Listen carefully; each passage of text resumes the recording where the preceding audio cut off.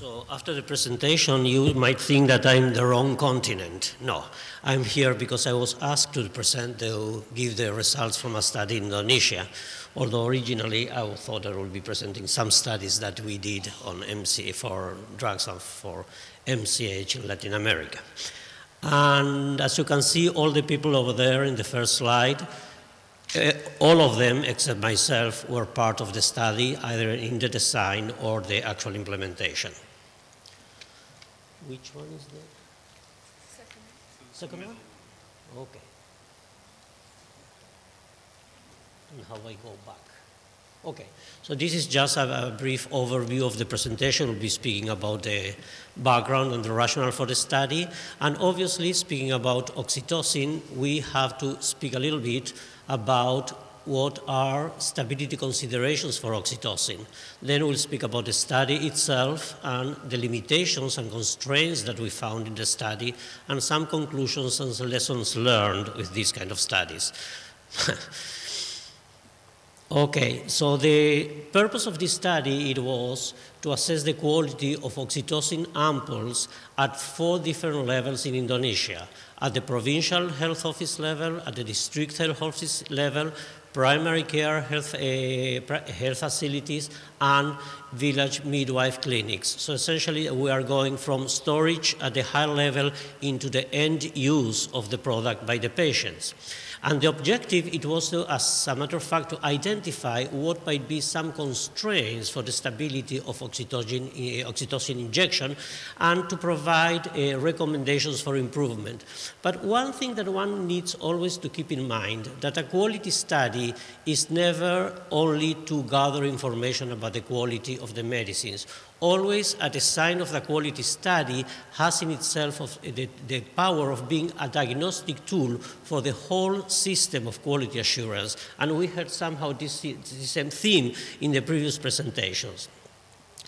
At the bottom of the slide, there are the partners on this study.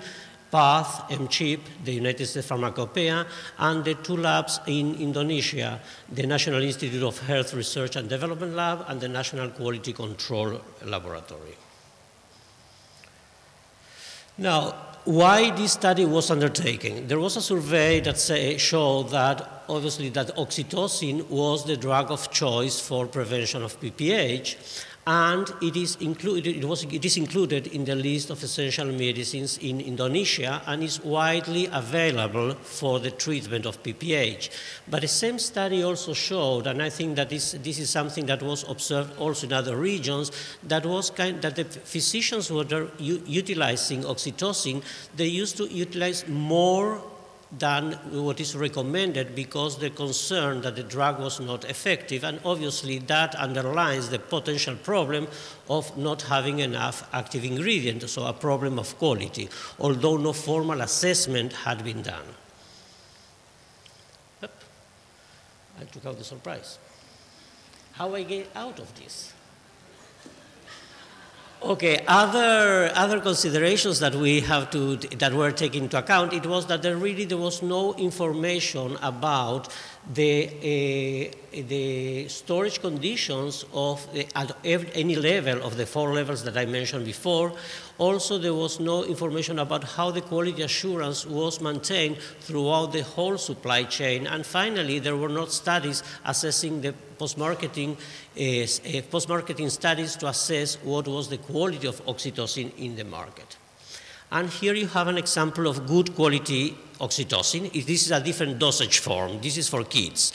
But we know it's good quality because if you look at the formula, it's the same formula. But the only reason I'm showing here the formula is because usually when one speaks about oxytocin, one thinks only temperature. And this kind of structure, this kind of polypeptide structure with double bonds it doesn't matter, with certain kind of characteristics, is also very sensitive to pH, to the acidity of the media. And this is something that usually when one is doing the quality, assessing the quality, is not something that one thinks much about that. But the stability of the oxytocin also depends on the pH of the media, and there is a certain range in which it's stable, and if one goes too far on the acidity or too low on the acidity or the basic conditions, the degradation is much faster. So it's something to keep in mind what kind of attributes one has to measure, also quality attributes in the specification for this product. But obviously the main concern, and rightly so, is the problem of temperature. If you look into the 4 major pharmacopoeias, the British Pharmacopoeia, USP, the Japanese Pharmacopoeia, and the International Pharmacopoeia, all of them have clear specifications about the condition, about the temperature for the dosage form, and the European Pharmacopoeia has only for the reference standard. But if you look from left to right, you see that USP, it says nothing about temperature for the dosage form. Neither does the British Pharmacopoeia. Until 2006, there was a specific, in the USP, there was a specific recommendation to store this at low temperature, but later on, this requirement was withdrawn.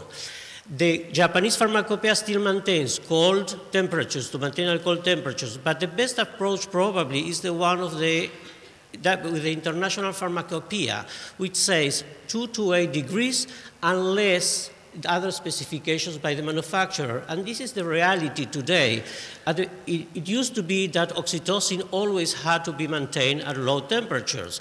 But maintaining that very, very strict requirement of low temperatures in some countries may pose the risk that when you find that oxytocin is not at those temperatures, you will discard it and you will create kind of you could create shortage, or you could discard products that are still somehow could be of good quality. So it is important to maintain the concept of the specification of the manufacturer are important. But on the other hand, the risk of taking out, as has done the USP Pharmacopoeia and the British Pharmacopoeia, totally this recommendation of cold storage could create the impression that the temperature is not a risk factor, and it's still a risk factor. As you will see in studies performed by WHO and also by the IDA Foundation, clearly show that temperature is a problem or is something that needs to be taken into account. And if you look at the bottom, the second of the studies clearly show that refrigerated, the half-life is 3 years. As you move above that temperature, below 21 degrees, you can maintain 2 years. But as you move this further, 25 degrees, 1 year, 30 degrees, 6 months, and 40 degrees is only 1 week. But this is important when one speaks things about the supply chain transportation, to know that there are certain temperatures, ranges of temperature that oxytocin could maintain without affecting the quality, as long as these periods are maintained and well controlled.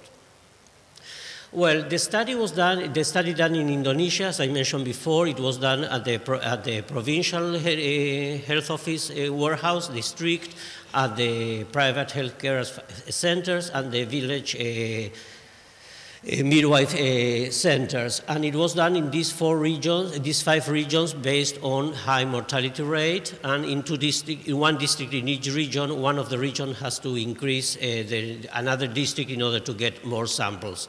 This is just a map of the different regions, and the intent of the study was to assess the quality of all the available oxytocins, brand and generic names that were available. So essentially, whatever they tried to cover all the oxytocins that were available for the public, or either in the storage in the warehouses.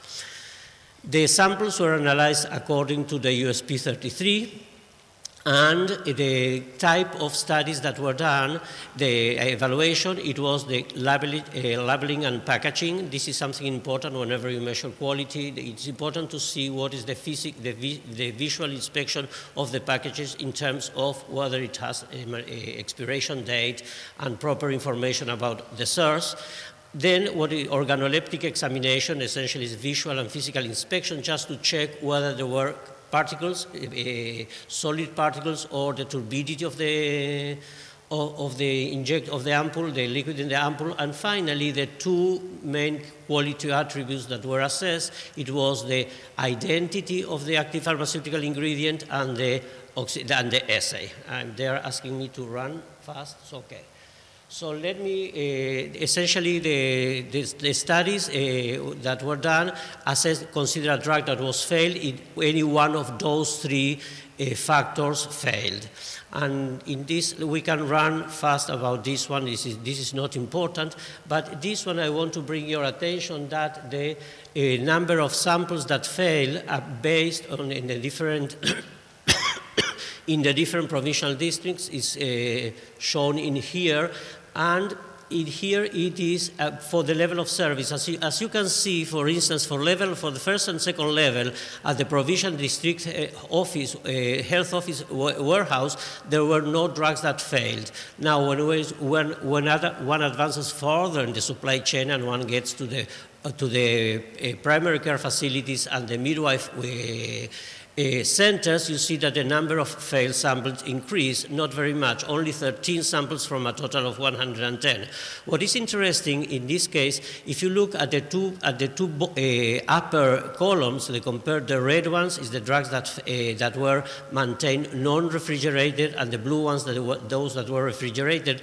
That at the midwife level and also at the level of the primary health care centers, the medicines were maintained in the cold, while in the case of the storage at the higher level, most of the medicines were not maintained in the cold, were maintained at room temperature. And this is contrasting because of the fact that in those two centers, the provincial and the district health, those were the places where there were no failed drugs. So that it maintains the fact that the temperature is not the only factor to consider. If one looks at the 13 samples that failed, some of them have less than 90%, other three had more than 110%, and in two, no active pharmaceutical ingredient was identified. What is interesting in here, that the same batch from the same manufacturer shows samples that passed, some samples that fail, and one of the cases, one of the samples did not have any active ingredient. And as we were hearing before about the misoprostol, the problem is a problem of good manufacturing practices. So that is something that needs to be taken into account, that the manufacturer should follow good manufacturing practices in order to ensure that the results are, the product are of quality throughout, always. This is just to show some examples in which you have that the length,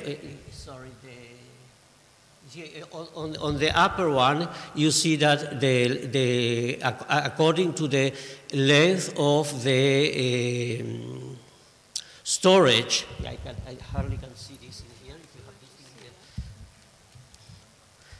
Yeah.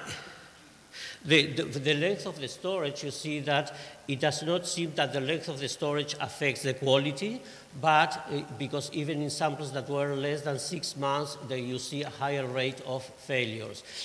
On the bottom one, on the other hand, you see that somehow the temperature seems to affect, because those on the left, you have those that were maintained under conditions, the refrigerated, you see that the number of failed samples is slightly lower than in those that were non-refrigerated, in which something like 4% more failed. However, one has to take into account in this case that the number of samples is too small in order to make a definite statement in this case, and in particular for this study. Finally, I think that something that is important to stress is the fact in the upper graph, what you see is that if one measures the time of expiration date, you see that most of the samples that have a higher failure rate are those that are close to expiration. So there is a problem, an intrinsic problem of stability that not necessarily is related to the temperature, but also to the expiration date. So as the product is older, the possibility that it will fail, it is larger. And if you look on the bottom slide, which is similar to somehow to what we saw in the case of misoprostol, that if you look for the time since manufacture, for the time that the drug was assessed, you see that mostly all of the drugs through up to 3 years are within the 90 to 100%. But particularly for one of the brands at the green spots, you see that the number, give me just 2 more minutes and I'll be done. You see that the number of, for that particular brand, are the number of drugs that have lower and lower content increase with time. So essentially, just to conclude, there were some limitations on this study. They were expected, the number of samples that were expected to be taken were lower than those that were programmed at the beginning. There was, in a number of places, there was an insufficient number of samples. I think that this is, the more one moves to the side of the point of use, it is what one observes for these studies, that the number of ampoules is smaller and not always it is enough to perform the quality studies. And quality issues affected this whole thing. Okay, so that's it. The lessons learned, I think that in general, logistic aspects of the thing, and also the importance of making sure that one has the right quality attributes assessed. That's it. Sorry.